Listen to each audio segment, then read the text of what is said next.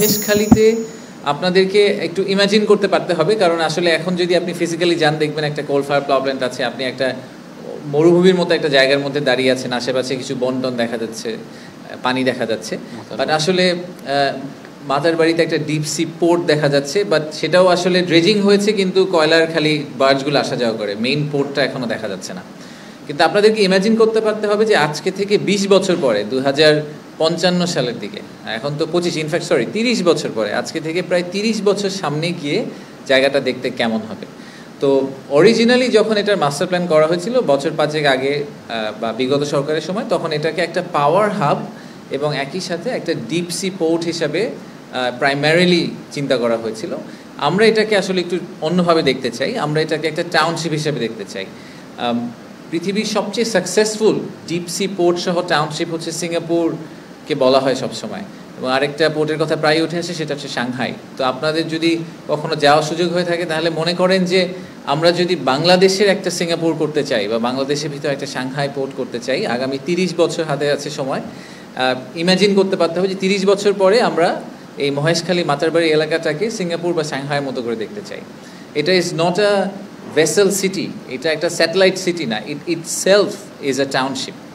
এবং অলমোস্ট চট্টগ্রামের আরেকটা এনহ্যান্সড এবং মডিফাইড এবং নিউ ভার্সন, যেটা আমাদের প্রাইমারি সোর্স অফ লজিস্টিক্স বলেন, ইন্ডাস্ট্রিয়ালাইজেশন বলেন, সব কিছুর জন্য এইটা আমাদের প্রাইমারি একটা সোর্স হবে।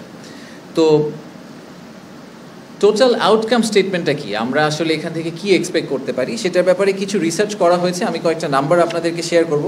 আপনাদেরকে এমনিতেও আমরা কিছু ডকুমেন্ট শেয়ার করেছি, বাট তারপরে আমি একটু জাস্ট খুব হাই লেভেলে যদি বলি যে প্রায় $150 বিলিয়ন মতো আমরা জিডিপিতে কন্ট্রিবিউশন এক্সপেক্ট করছি শুধুমাত্র এই জোনটা থেকে।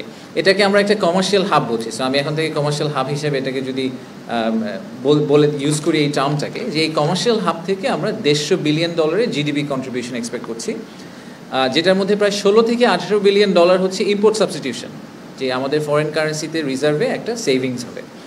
আর একই সাথে আমরা আশা করছি যে লজিস্টিক্সে প্রায় $4 বিলিয়ন থেকে $6 বিলিয়ন সেভিংস হবে।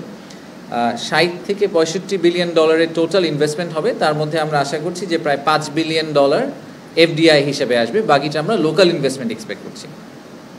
আর ফাইনালি প্রায় 1.5 লাখ লোকের কর্মসংস্থান ডিরেক্টলি আমরা এক্সপেক্ট করছি, ইনডিরেক্টলি সব মিলিয়ে প্রায় 25 লাখ লোকের কর্মসংস্থান আমরা আশা করছি এই এলাকা থেকে হবে। তো এটা এগেন আপনাদেরকে একটু সামনের দিকে তাকিয়ে চিন্তা করতে হবে। আমি জানি যে আমরা সবসময় আশা করি যে কালকেই কী হয়ে যাবে, বাট আমাদের এটা this is a beginning of a very very long term plan. But আমরা যদি এটাকে সফলভাবে করতে পারি, আসলেই বাংলাদেশের চেহারা বদলানোর জন্য সবচেয়ে বড় ইনগ্রেডিয়েন্ট হিসাবে আসলে এই মহেশখালী ইন্টিগ্রেটেড ডেভেলপমেন্ট এরিয়াটা আপনি চিন্তা করতে পারেন।